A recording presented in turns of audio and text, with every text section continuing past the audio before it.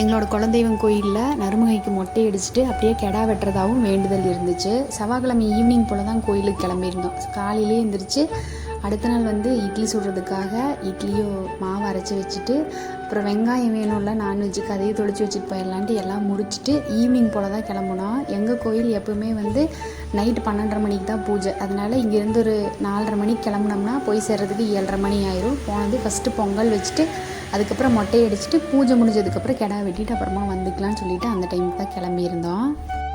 இடையில தாராபுரம் வந்தோடனேயுமே சின்னதாக ஒரு டீ பிரேக் எடுத்துகிட்டு 6:45 கோயிலை ரீச் பண்ணிட்டோம். வந்தோடனேயுமே ஃபஸ்ட்டு பொங்கலை வச்சுட்டு 7:30 to 9 அந்த டைமுக்குள்ளே மொட்டை அடிக்கிறதுக்கு நல்ல நேரம் குடிச்சு கொடுத்துருந்தாங்க. அந்த டைம்லேயே அடித்து முடிச்சுட்டு பாப்பா கொஞ்சமாக ரவுஸ் பண்ணால் குளிக்க வச்சோடனேயுமே அப்படியே தூங்கிட்டா. எங்களோட குலதெய்வம் கோயிலில் பார்த்திங்கன்னா லேடிஸ் வந்து உள்ளே அலௌடு கிடையாது. அது சின்ன குழந்தையாக இருந்தாலுமே சரி, வெளியில் வந்து வாசப்படிக்கிட்ட நின்று தான் சாமி கும்பிடணும்.